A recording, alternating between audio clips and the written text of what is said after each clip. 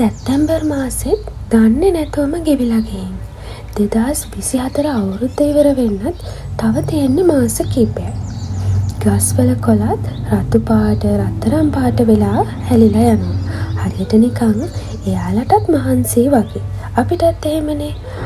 අවුරුද්ද පුරාම එක එක ගෝල්ස් පස්සේ දුවලා අපිත් ඉන්නේ අති වැටිලානේ. ඉතින් මං හිතුවා කොළ වැටිලා මුළු පරිසරයම රෙස්ට් කරලා අලුත් ආරම්භයකට පොඩි බ්‍රේක් එකක් ගන්න යන වෙලාවේ මමත් ටිකක් ස්ලෝ ඩවුන් වුණොත් හොඳයි කියලා. එක එක්කෙනා රිලැක්ස් වෙන විදිය සතුටු වෙන්න කැමති විදිය වෙනස්නේ. මං කල්පනා කරලා බැලුවා මම රිලැක්ස් වෙන්නේ මොන වගේ දේවල් වලින්ද කියලා.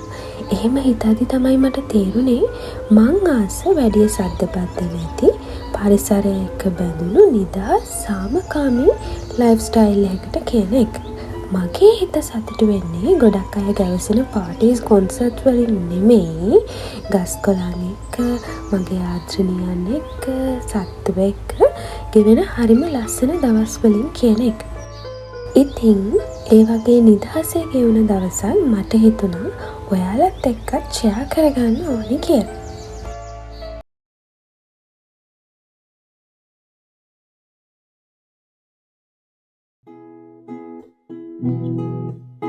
සඳලතා පායලා මල් වැටකව හිරිමාවුදේ සුදු මල් තාරුකා ඇගේ පරිවාර තරුවැල් වගේ සඳුට උපමා ඔබයි ලඳුනේ මටයි රැඟුනේ ආදරේ සඳුට උපමා ඔබයි ලඳුනේ මටයි රැඟුනේ ආදරේ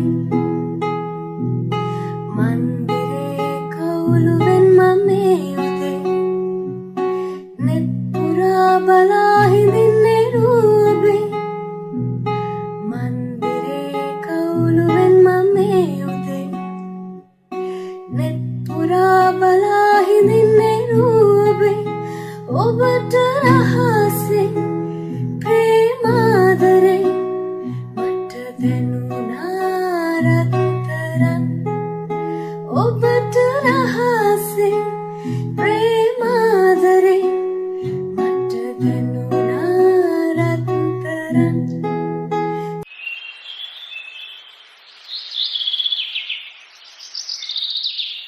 මේ ස්ලෝ ලිවිං කියන කන්සෙප්ට් එක ගත්තම ගොඩක් අය හිතනවා ඒකට ගමක ජීවත් වෙන්න ඕනේ, එහෙම නැත්නම් ජොබ් එකක් නැතුව ෆ්‍රී වෙන්න ඕනේ වගේ කියලා. හැබැයි මට අනුව නම් ස්ලෝ ලිවිං කියන්නේ ඔයාගේ හිතට ඇහුම්කන් දෙන එක. ඔයා කොතන හිටියත් ඔයාට නිවෙන්න, සැනසෙන්න තැනක් හොයාගන්න එක. ඒක ගමක වගේම සෙනග ගැවසෙන ලොකු සිටි එකක් ඇතුලේ වුණත් හොයාගන්න පුළුවන්. ඔයාට ඕනෙකමක් තියෙනවා නම්.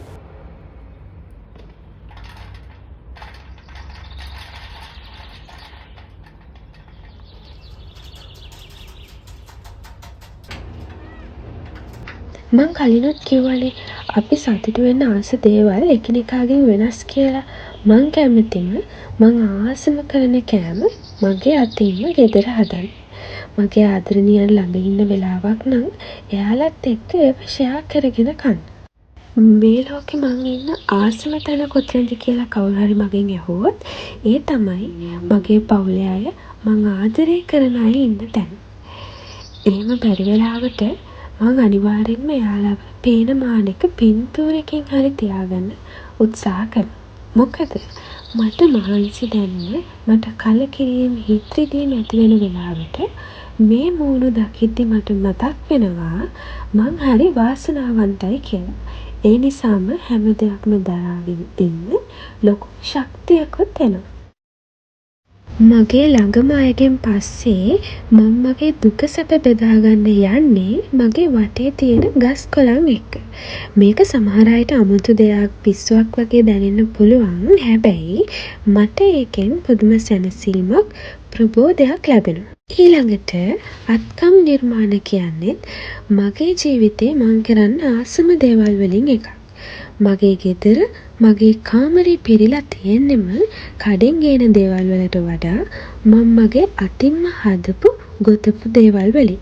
ඉතින් මං අඳින පේන්ට් කරන චිත්‍රවලට ඊළඟට මගේ අතින්ම හදන පොඩි පොඩි හෝම් ඩෙකෝස් වලට ඩ්‍රීම් කැචර්ස්, ක්‍රොස් ස්ටිචර්ස්, ඩයමන්ඩ් පේන්ටින්ග්ස් වලටත් පුළුවන් මාව කාම් ඩවුන් කරලා මට මාව නැති වෙන්න නොදී තියාගන්න.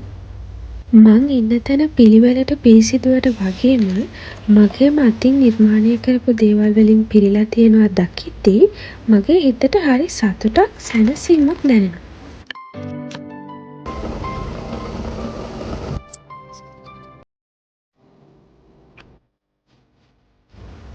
ඒ වගේම තමයි කොහේ හරි කොනකට වෙලා පොතක් කියවන්න තියෙනවා නම් දවසක්ම වුණත් මට එතනට වෙලා ඉන්න පුළුවන්. හැබැයි මං ඉන්න රටේ වැඩිපුර භාවිතා වෙන රෂියන් ලැන්ග්වේජ් එක නිසා සිංහල ඉංග්‍රීසි බුක්ස් හොයාගන්න ලැබෙන්නේ ටිකක් කලාතුරකින්. ඒ බුක්ස් වලට මගේ ලොකු කැමැත්තක් නැහැ මොකද මං ආස පොතක් අතේ තියාගෙන ඒ පිටු අතරින් එන අර අමුතු මිහිරි සුවඳ එක්කම ඒ පොත රස විඳින්න. ඒ නිසා ඒකට මට මේ දවස්වල ඉඩ ලැබෙනවා අඩුයි. ඒ වෙනුවට මං ආසම කරන TV සීරීස්, මූවීස්, ඒ වගේම කාටුන්ස් ගොඩක් තියෙනවා නිදහසේ ඉඳන් බලන්න.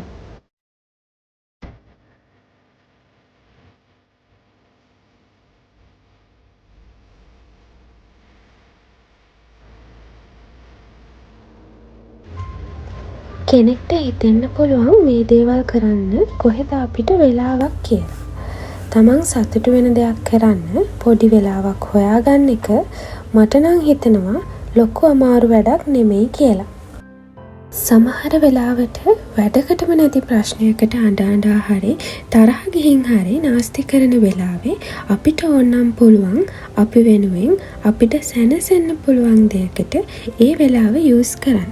මේක ප්‍රැක්ටිකල් නෑ වගේ බැලුබැල්මට පෙනුනට ඔයා ඒ දේවල් වලට පුරුදු වුණාම ඔයාගේ මානසික සැනසීම ඔයාගේ ෆස්ට් ප්‍රයොරිටි එක වුණාම නිකම්ම මම මේ කියන ස්ලෝ ලිවිං කන්සෙප්ට් එකට ඔයත් ඇබ්බැහි වෙන්න ගන්නවා. ඔයා ඔයාටම ආදරය කරන කලාව හොයාගන්න. වටපිටාවේ තියෙන හැමදේම ලස්සනට නැවුම් විදිහට පේන්න පටන් ගන්නවා. ඒ විතරක් නෙවෙයි එදිනෙදා හමු වෙන මිනිස්සු ගැන පවා සුබවාදීව බලන්න, සමාව දෙන්න ඔයාට හිතෙන්න ගන්නවා. අපිට අපේ ජීවිතේ ප්‍රශ්න බාධක හිත රිදීම එන එක නතර කරන්න බැහැනේ. හැබැයි ස්ලෝ ලිවිං කන්සෙප්ට් එකත් එක්ක මට ලැබුණ ලොකුම වාසිය තමයි ප්‍රශ්න ගොඩක් මැද්දෙත් මාව සංසුන්ව තියාගෙන ප්‍රශ්නවලට විසඳුම් හොයන අතරෙම මේ මොහොතේ සැනසීමෙන් සතුටින් ඉන්න මං ඉගෙන ගත්ත එක. සුපින් සුවඳක් අරන් ඇවිත් සුළඟක් ලෙසින් සබාර දෙනු සිතේ ඔබයි මගේ ජීවිතේ ඔබයි මගේ ජීවිතේ පහන් තරුවක් වෙලා ඔබේ ලෝකය පුරා හිමින් නම් සැමදා ළඟින් මියෙන තුරා හිනා අහුරක් අරන්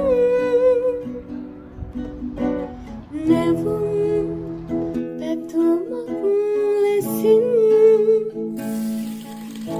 සදා රැඳෙනු සිතේ ඔබයි මගේ ජීවිතේ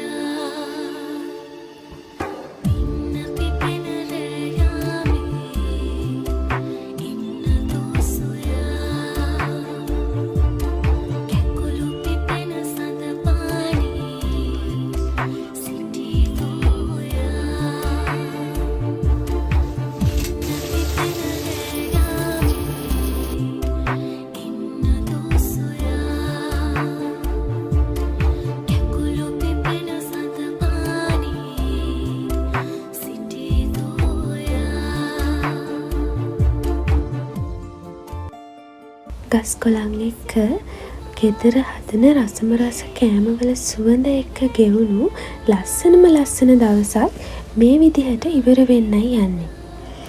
ලබන සතියේ අලුත් වීඩියෝ එකක් එක්ක හරිම ආදරෙන් ආයෙත් හම්බ වෙමු.